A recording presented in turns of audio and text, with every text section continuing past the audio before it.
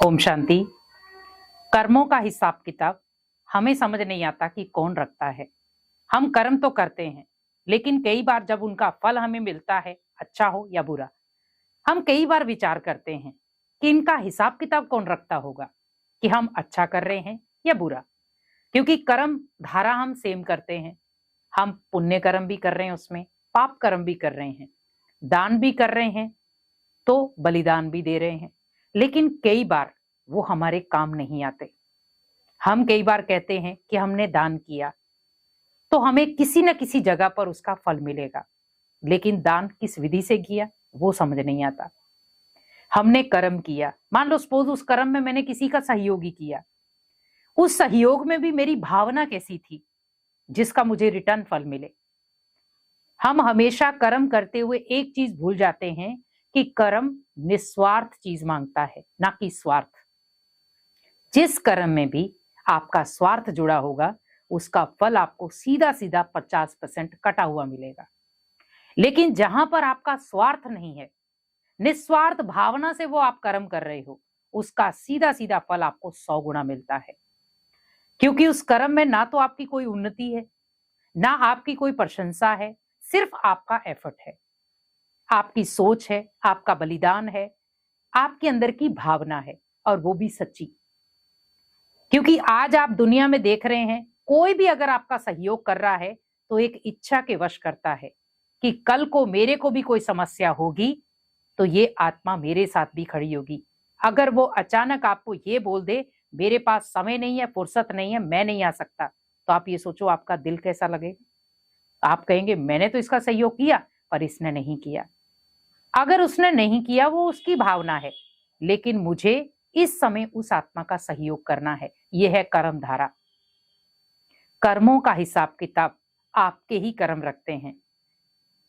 कर्मों का हिसाब किताब भगवान के पास भी लेखा जोखा रहता है, क्योंकि रिटर्न वही देता है।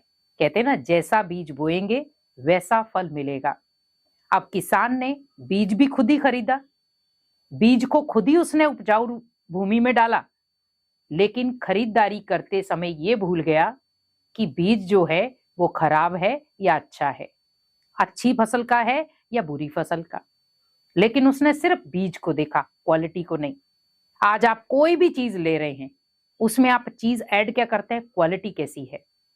अगर आप चावल ले रहे हैं, दाल ले रहे हैं, कोई भी चीज लेते हैं, हम सबसे पहले क्वालिटी के ऊपर फोकस करते हैं कि कौन सी क्वालिटी की चीज बहुत अच्छी होगी। आप ये सोचो कि जब किसान भी बीज लेता है तो वो भी क्वालिटी देखता है कि अगर मैं ऐसा बीज लूंगा, इससे मेरी फसल जो है दुगनी भी होगी और मुझे बेनिफिट भी दुगना होगा। तो बीज की क्वालिटी उसने देखी। तो क्या हम अपने कर्म की क्वालिटी नहीं देख सकते कि मैं कौन सा कर्म कर रहा हूं, मुझे उसका रिटर्न मुझे ही मिलेगा, किसी तीसरे को नहीं। हम कई बार ऐसी चीजें गलत कर जाते हैं। हम कहते हैं कौन देख रहा है हमें, कौन सुन रहा है हमें। हम जो कर्म कर रहे हैं किसको क्या पता कि क्या कर रहे हैं। पर हमेशा एक चीज याद रखें, आपके पास 2 आंखें हैं, वो आपके जीवन का चलता फिरता कैमरा है, जो हर चीज को आपके ब्रेन में रिकॉर्ड करता है। अब आप देखें, आपकी आंखें बंद है, दुनिया में क्या हो रहा है कोई पता नहीं, कोई रिकॉर्ड नहीं कर रहा उसको। लेकिन जब आपकी आंखें खुली हैं, दुनिया में क्या हो रहा है, दुनिया में क्या चल रहा है, दुनिया में क्या समस्याएं हैं, दुनिया किन चीजों से जूझ रही है, आपके ब्रेन में उसका सारा अपडेट होगा, सारा रिकॉर्ड होगा। वो रिकॉर्ड गया कैसे, आपकी इन 2 आंखों के जरिए। तो ये 2 आंखें आपके जीवन के 2 कैमरे हैं, जो हर कर्म को भी देखते हैं, दुनिया के कर्मों को भी देख रहे हैं, दुनिया की हालात को भी देख रहे हैं। तो क्यों ना हम दुनिया की हालात को देख करके ही अपने जीवन की कुछ प्रेरणाएं लें। हम जैसे दुनिया चल रही है वैसे चलते जा रहे हैं, जैसे दुनिया कर रही है वैसे हम करते जा रहे हैं। लेकिन हमेशा याद रखें कि हमें इस समय भगवान कह रहा है, बच्चे श्रेष्ठ कर्म करो, क्योंकि समय कम है। आज किसी को हम कह दे अचानक भयानक समय आ सकता है, अचानक कुछ भी हो सकता है। प्राकृतिक आपदाएं आप खुद ही देख रहे हैं, अचानक आ रही हैं। अगर आप बढ़ती हुई बीमारियां देखें, अचानक आ रही हैं। आप किसको रोक पाएंगे? क्या किसी मनुष्य आत्मा को रोक सकते हैं उसको बोलने से कि कल को क्या होगा? आज आप सोचो, वो तो फिर भी आपको कल का कह रहा है, लेकिन हमें तो पल का ही भरोसा नहीं है कि पल में क्या हो जाएगा। हम तो कल का सोच के बैठे हैं।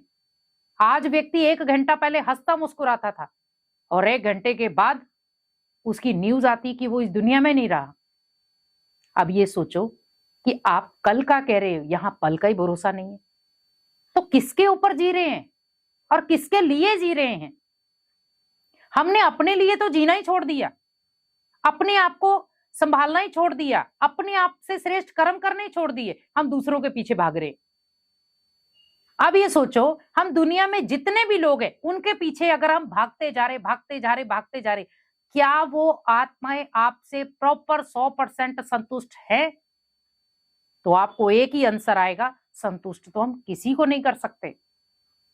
अब ये सोचो, जब आप किसी को संतुष्ट कर नहीं सकते, लेकिन कम से कम अपने अंदर श्रेष्ठ कर्म करके स्वयं को तो संतुष्ट कर सकते। तो मेरा सिर्फ पहला फोकस होना चाहिए खुद के कर्मों पर, क्योंकि उसका जवाब मुझे देना है, किसी तीसरे को नहीं। आज मान लो मेरे साथ कोई मेंबर है, उसने शरीर छोड़ दिया, ठीक है। जैसे घर में ही है, हम कई बार सोचते हैं कि ये पापा है, ये बहन है, ये भाई है, ये चाचा है, ये मामा है, जो भी है, शरीर छोड़ दिया, उनका मेरे साथ वहीं से कार्मिक अकाउंट कट हो गया। उसका जो कार्मिक अकाउंट है वो होगेगा, लेकिन जो मेरा कार्मिक अकाउंट है वो मुझे मिलेगा। तो मुझे ज्यादातर फोकस किस पर करना था? स्वयं के ऊपर। मैं ज्यादातर फोकस किस पे कर रहा हूं? दुनिया के ऊपर। तो इसीलिए कर्मों का हिसाब किताब हमारे पास होता है 2 आंखों के जरिए, और हमें पता है कि उसका रिटर्न मुझे कैसे देना है। तो ये सोचे, समझे और फिर कर्म करें। ओम शांति।